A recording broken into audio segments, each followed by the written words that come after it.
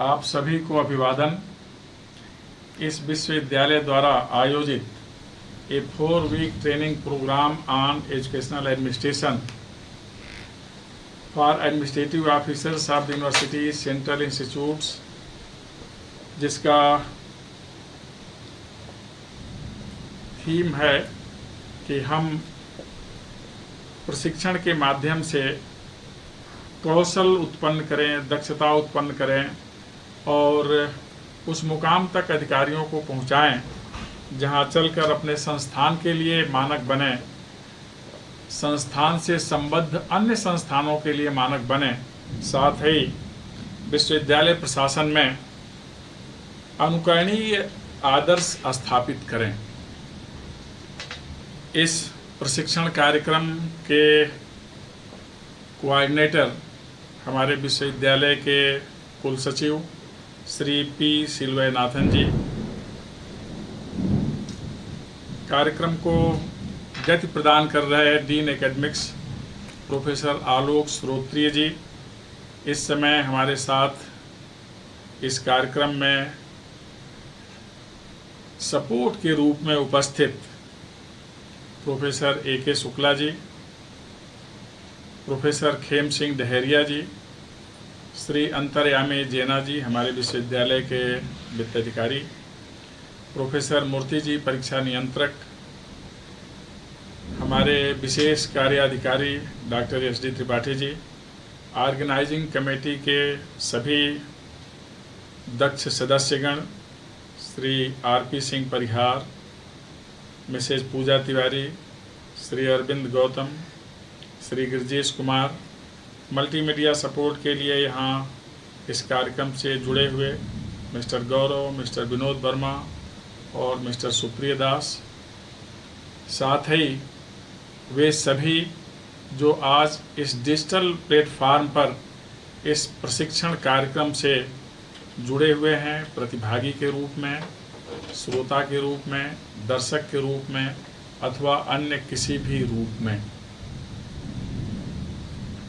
मुझे बहुत खुशी है कि आज एक महत्वपूर्ण दिन पर यह कार्यक्रम आयोजित है, जिसके माध्यम से हमें बहुत कुछ अच्छा करना है और यह अच्छाई न केवल शैक्षणिक संस्थानों को अपितु जहाँ भी प्रबंधन के कार्य होते हैं उनको उच्चता के शिखर पर ले जाने में सहयोगी होगा।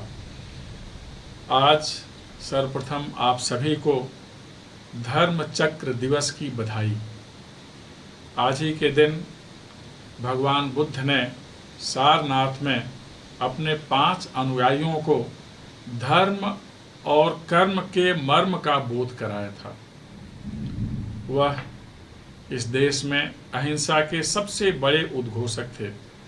हमारे देश में कहा जाता है, हमारी परंपराओं में, मान्यताओं में, अहिंसा परमो धर्मः श्रुत्युक्तः स्मार्त एव च, यह सर्वश्रेष्ठ धर्म है। ऐसा हमारे श्रुतियों में और स्मृतियों में आता है, क्योंकि इसी में करुणा निहित है और करुणा ही परिवर्तन का सर्वश्रेष्ठ माध्यम है। करुणा ही मनुष्य में मनुष्यता के उच्च गुणों को आसीन करने में सहयोगी होती है। इसलिए करुणा, विनय, शील ये माध्यम हैं जिनके चलते अहिंसा व्यवहार के धरातल पर दृष्टिगत होती है। इसलिए आज का दिन बहुत महत्वपूर्ण दिन माना जाता है। एक बार पुनः आप सभी को इस धर्म चक्र दिवस की बधाई। एक और कारण से आज का दिन महत्वपूर्ण है।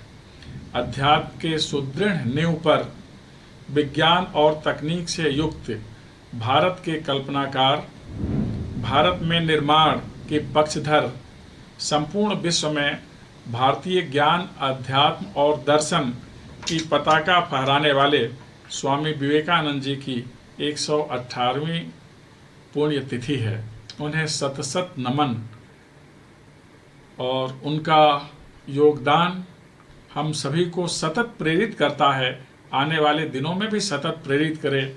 और जिस तरह उन्होंने विश्व मंच पर भारत की प्रतिष्ठा स्थापित की, उसी तरह इस कार्यक्रम के पश्चात आप सभी अपने चिंतन, मनन और कर्मशीलता से भारत के यश को चतुर्दिक बढ़ाने में योगदान करेंगे, ऐसा मेरा विश्वास है।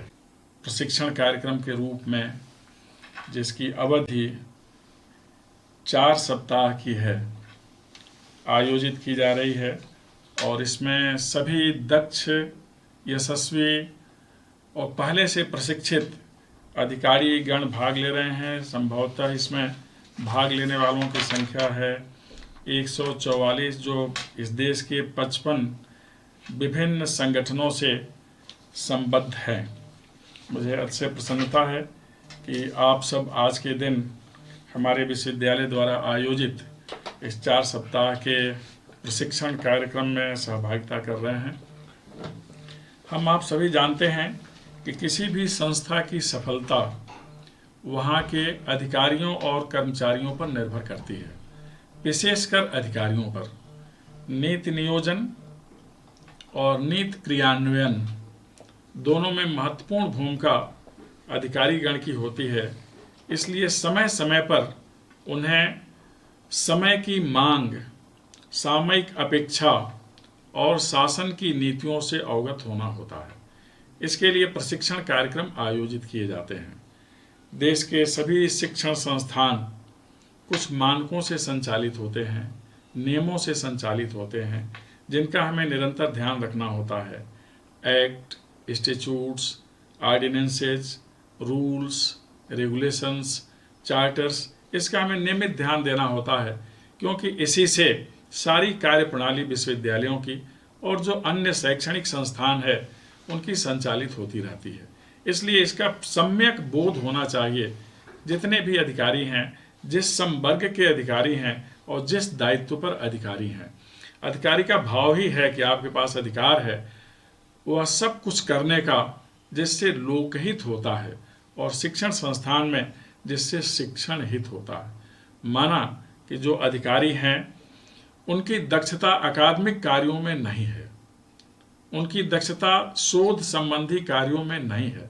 दक्षता नहीं होने का यह आशय नहीं कि उनकी अभिरुचि नहीं है, उनकी जानकारी नहीं है और उनका ज्ञान नहीं है। उनके पास शिक्षण के संस्थान का, शिक्षण व्यवस्था का, अनुसंधान प्रणाली का सम्यक बोध है, ज्ञान भी है, लेकिन व्यवहारिक धरातल पर उससे संबद्ध नहीं है। उसे कैसे ऊंचाई प्रदान किया जाए, शिक्षण क्रियाविधि को कैसे, अनुसंधान कार्यक्रमों को गति प्रदान किया जाए। तो इसलिए सपोर्ट सिस्टम के रूप में हमारे सभी अधिकारीगण होते हैं। इसलिए बहुत ज़्यादा अपेक्षाएं होती हैं। विश्वविद्यालय में 2-3 चीज़ों की ज़्यादा जानकारी रखनी होती है अधिकारी लोगों की। एक तो है जनरल फाइनेंशियल रूल्स, जो 2017 में बने। इसके अतिरिक्त उससे पहले बना कंडक्ट रूल 1964 में, और इसमें 2-3 चीज़ों का विशेष ध्यान रखना होता है। डिवोशन टू ड्यूटी, कार्य के प्रति आपका समर्पण कितना है। इंटीग्रिटी, आपकी निष्ठा कैसी है, ये बहुत ज़्यादा मायने रखती है। और तीसरा महत्वपूर्ण है, do nothing unbecoming on the part of employee, ऐसा कुछ भी ना करें जो आपसे अपेक्षित नहीं है और जिसके चलते प्रशासन की गतिविधियां बाधित होती हैं अथवा लोगों में नैराश्य भाव उत्पन्न होता है। ऐसा कोई भी कार्य करना नहीं होता है। इसीलिए अधिकारी को माना जाता है कि वो प्रशासन में लीडरशिप देता है और उसी के नेतृत्व में बहुत सारे कार्य संपन्न होते हैं। वस्तुतः प्रशासन ही आधार स्तंभ ही होता है, मेरुदंड भी होता है और मस्तिष्क भी होता है। तो इसलिए संवर्ग जो अधिकारियों का है, इन्हें बहुत ज़्यादा चैतन्य होना पड़ता है और इसी चैतन्यता के चलते उन्हें बहुत सारे कार्य करने होते हैं। हम सभी को ध्यान रखना होता है आर्टिकल 310, 311, जिसे डॉक्ट्रिन ऑफ प्लेजर भी कहते हैं और डॉक्ट्रिन ऑफ लिमिटेशंस भी कहते हैं, कि हमें जो हमारे उच्चस्थ अधिकारी हैं उनका ध्यान रखना होता है। विशेषकर केंद्रीय सेवाओं में जितने भी अधिकारी हैं उन्हें प्लेजर ऑफ द प्रेसिडेंट का भाव समझना चाहिए। यह भी समझना चाहिए कि अगर हमारे पास है अधिकार तो उसका हम प्रयोग किस तरह करें। हम मनमाना अपने अधिकारों का प्रयोग नहीं कर सकते। हमारे पास डिस्क्रिशन पावर हो सकता है, लेकिन डिस्क्रिशन पावर भी अनलिमिटेड नहीं होता है। विशेष परिस्थिति के लिए होता है, इसलिए हमें इसका हमेशा ध्यान रखना चाहिए। संविधान सम्मत आचरण होना चाहिए। जितने रूल्स फ्रेम किए गए हैं प्रशासन के लिए, शैक्षणिक प्रशासन के लिए, उसका निरंतर ध्यान रखना चाहिए, तभी जाकर हम अपने लक्ष्य में सफल हो सकेंगे। इसके लिए 3 शब्द बहुधा चलते हैं, मैन, मिशन एंड मैनेजमेंट। आपका व्यक्तित्व कैसा है, आपने अपनों को किस स्वरूप में ढाला है, आपका मिशन क्या है। वस्तुतः अधिकारी का अपना कोई पर्सनल मिशन नहीं होता। जो शैक्षणिक संस्थान का मिशन होता है वही अधिकारी का भी मिशन होता है। आप विश्वविद्यालय में हैं तो इसे राष्ट्रीय स्तर पर तो मान्यता प्राप्त है ही, अंतर्राष्ट्रीय स्तर पर इसे स्थापित करने का दायित्व होता है आपका। ये मिशन होना चाहिए और इसके लिए जो आपकी पर्सनैलिटी है वो दिखनी चाहिए, उभरनी चाहिए और आपको लीडर के रूप में काम करना चाहिए, ताकि आप अनुकरणीय बने। आपको देखकर आपके जो सबऑर्डिनेट ऑफिसर्स हैं या एम्प्लॉइज हैं वह प्रेरित हो जाएं काम करने के लिए। तो 2-3 चीज़ें विशेष रखना है कि आपका व्यक्तित्व अच्छा होना चाहिए, रोबस्ट कैरेक्टर का होना चाहिए और दृढ़ संकल्प होना चाहिए। हमें नीतियों का क्रियान्वयन करना है तो करना है, लेकिन इस दृढ़ प्रतिज्ञ होने में एक भाव हमेशा रखना चाहिए कि सारे कार्य संस्था हित और लोक हित में लिए जाने चाहिए। हमारी दृढ़ता संस्था के लिए होनी चाहिए जिससे संस्था का उन्नयन हो। हमारी दृढ़ता उन लोगों के लिए होनी चाहिए, उनके कल्याण के लिए होनी चाहिए जिनकी अपेक्षाएं संस्थान से जुड़ी हैं या जो स्टेक होल्डर्स हैं हमारे संस्थान के, हमारे टीचर्स, हमारे स्टूडेंट्स के गार्जियंस, सबका हित हमें ध्यान में रखना होता है। सर्वोपरि जो MHRD के डायरेक्शंस हैं, जो सेंट्रल गवर्नमेंट के रूल्स रेगुलेशंस हैं, इस सब का हमें ध्यान रखना होता है। इसलिए हमारा मिशन ऐसा होना चाहिए। जो इससे ज़्यादा महत्वपूर्ण है वो है हमारा मैनेजमेंट। इसे मैनेजमेंट स्किल कहते हैं कि आप किस तरह से जो आपके दायित्व हैं, आपके पास जो कार्य दिए गए हैं और आपके साथ सपोर्टिंग स्टाफ के रूप में जो लोग दिए गए हैं उनका मैनेजमेंट आप किस तरह से करेंगे। तो एक तो टाइम मैनेजमेंट होता है, इसका विशेष ध्यान रखना चाहिए। कार्य टाइम बाउंड होना चाहिए। दूसरा मैनेजमेंट, जो लोग इस कार्य में लगे हैं उनके बीच में कड़ी होनी चाहिए, मजबूत कनेक्टिविटी जिसे कहते हैं। इसे यूनिटी ऑफ कमांड कहते हैं कि नियंत्रण की एकता होनी चाहिए। जिसके पास जो कार्य है वह करे, लेकिन उसकी जानकारी अल्टीमेटली जो बॉस है, जो शिखर पर आसीन अधिकारी है, उसके पास पहुंचनी चाहिए। इन 2 का ध्यान रखेंगे तो आप निश्चित रूप से एडमिनिस्ट्रेटिव फील्ड में, जहाँ तक एजुकेशनल इंस्टीट्यूशंस का प्रश्न है, आप अवश्य लीडर बनेंगे, आदर्श बनेंगे, अनुकरणीय बनेंगे। इसलिए कुछ और बातें अगर आपके साथ जुड़ जाएं तो ज़्यादा मायने रखेंगे। एक पब्लिक एडमिनिस्ट्रेशन का शब्द है पोस्ट कार्ड, जिसे हमेशा हमें ध्यान रखना चाहिए। प्लानिंग कैसे करनी है, जो आपके दायित्व मिले हैं उस दायित्व को पूरा करने के लिए प्लानिंग आवश्यक होता है। इसके लिए अपने ऑर्गेनाइजेशन पर बल देना होता है कि आपके साथ आपकी संस्था में कौन लोग रहें तो आप नियोजन बेहतर तरीके से कर सकेंगे। संगठन आपका कैसा होना चाहिए, जो विश्वविद्यालय का संगठन है इसमें कौन व्यक्ति कहाँ पहुँच सके, इसका ध्यान रखना होता है। फिर स्टाफ को कैसे रखें, सिलेक्शन के समय भी, ट्रेनिंग के समय भी और उसके द्वारा कार्य लेने के समय फाइल कैसे तैयार करेगा, फाइनेंशियल रूल्स का पालन कैसे करा जाएगा, ये सब देखना बहुत ज़्यादा आवश्यक होता है। इसलिए स्टाफ पर निरंतर दृष्टि होनी चाहिए, अर्थात विजिलेंट होना होता है। इसके बाद कोऑर्डिनेशन होना चाहिए पूरे एडमिनिस्ट्रेटिव ऑर्गेनाइजेशन में। विभिन्न ऑर्गेनाइजेशंस होते हैं एक एडमिनिस्ट्रेटिव इंस्टीट्यूशन में, कहीं रिसर्च सेल होता है, कहीं एग्जामिनेशन सेल होता है, कहीं रिक्रूटमेंट सेल होता है, कहीं एकेडमिक सेल होता है। सबके बीच में कोऑर्डिनेशन होना चाहिए, बहुत ज़्यादा आवश्यक होता है। यह देखना भी अधिकारी लोगों का काम होता है और इसकी एक रिपोर्टिंग होनी चाहिए, कौन सा विंग क्या काम कर रहा है, यह सूचना ऊपर तक आनी चाहिए और ऊपर से वह सूचना भी जानी चाहिए कि किस विंग को कौन सा काम करना है। और सबको संचालित करने के लिए एक निश्चित बजट भी चाहिए। तो बजट पर विशेष ध्यान देना होता है कि हमारे पास जितना बजट है उसके अंतर्गत ही हमारा व्यय हो, इसलिए इस पर बहुत ज़्यादा ध्यान रखना होगा। व्यय का विधान भी विद इन द रूल्स होना चाहिए, नियम के अंतर्गत, जो शुरू में ही मैंने कहा जनरल फाइनेंशियल रूल्स। तो इसका निरंतर ध्यान रखना चाहिए, क्योंकि वह अगर ध्यान में है तब बातें हमेशा अपने हाथ में होती हैं, और वह नियम हाथ में नहीं होता तो बहुत सारी चीजें हाथ से निकल जाती।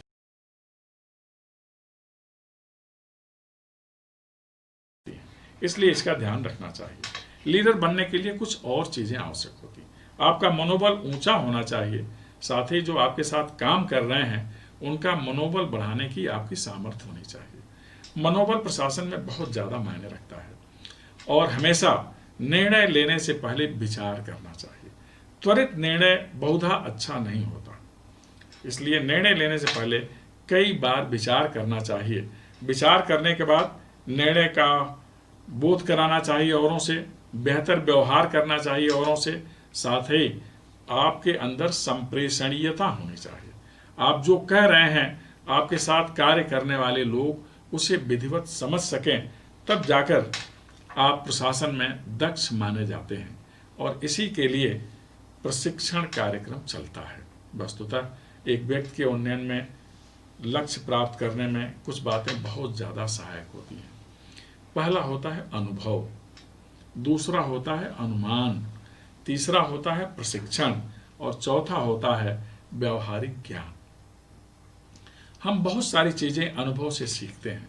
अनुभव हमारा स्वतः का भी होता है, हमारे साथ जो लोग कार्य कर रहे होते हैं उनको देखकर भी हम अनुभव प्राप्त कर लेते हैं।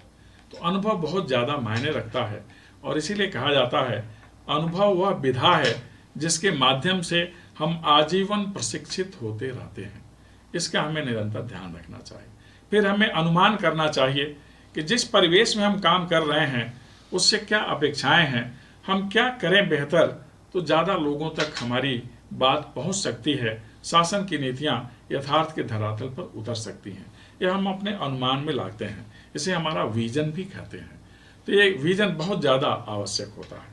तीसरा जिसमें हम आज आपके साथ संबद्ध हैं वह होता है प्रशिक्षण। आपको दक्ष बनाने की विधा। आप स्किल्ड हो जाते हैं, ऑलरेडी आपके पास बहुत स्किल है, आपको नॉलेज हो जाता है रूल्स रेगुलेशंस का, आपको यह भी बोध होता है कि किस परिस्थिति में किस तरह का व्यवहार होना चाहिए, आपको यह भी ध्यान रखना होता है कि ऊपर हमारी बात किस तरह से पहुंचे। ये सारी चीज़ें हम प्रशिक्षण के माध्यम से अर्जित करते हैं। कहा जाता है प्रशिक्षण प्रशासनिक अधिकारी की पूर्णता का द्योतक होता है। तो इसके माध्यम से आप पूर्ण बन जाते हैं, अपने विजन को आगे ला पाते हैं, मिशन को पूरा कर पाते हैं, जो आपके संस्थान का लक्ष्य है उसे पूरा करने में आप सफल हो पाते हैं। इसलिए इसकी बहुत ज़्यादा आवश्यकता होती है। आखिरी चरण होता है व्यवहारिक ज्ञान, कि बहुत कुछ व्यवहार के माध्यम से हम अर्जित करते हैं। हमारा व्यवहार किसके साथ कैसा है, व्यवहारिकता क्या कहती है इस संस्था के प्रति और आपके दायित्वों के प्रति। और इसके लिए दो शब्द बहुत ज़्यादा पॉपुलर हैं कि आपको टैक्टफुल होना चाहिए। टैक्ट बहुत मायने रखता है, और आपको संवेदनशील होना चाहिए। इस टैक्टफुल होने से और संवेदनशील होने से आप बहुत कुछ कर पाते हैं। वस्तुतः प्रशासनिक यात्रा में बहुत कुछ हमें कॉमन सेंस से करना होता है, लेकिन कहा जाता है common sense is not so common, इतना आसान भी नहीं होता। तो कहना तो सरल है कि कॉमन सेंस का प्रयोग करें, लेकिन यह कॉमन सेंस बहुत कॉमन नहीं होता। अर्थात यह आपका विशिष्ट बोध होता है, जिसे आप प्रशिक्षण के माध्यम से प्राप्त करते हैं। मुझे पूरा विश्वास है कि इस प्रशिक्षण की विधा से आप अत्यंत निपुण हो जाएंगे प्रशासन की कला में, और आज समाज, संस्थान और देश की जो अपेक्षा है उसे पूरा करने में आप सफल होंगे। आपके इस प्रशिक्षित होने के बाद आप जहाँ कहीं भी जिस संस्थान में हैं उस संस्थान के यश में वृद्धि होगी।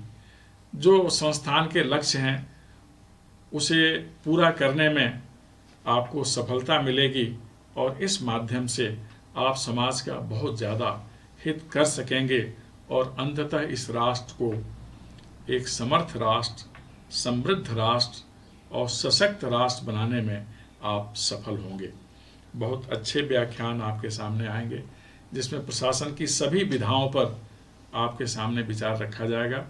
आप स्वयं भी अपना विचार रखेंगे और इस तरह से इस 4 सप्ताह के प्रशिक्षण कार्यक्रम में बहुत अच्छी बातें आप तक पहुंचेंगी और जो आपके पास पहुंचेंगी, आपके माध्यम से उन लोगों के पास पहुंचेंगी जो आज संबद्ध तो नहीं हैं लेकिन इस प्रशिक्षण का लाभ लेना चाहते हैं।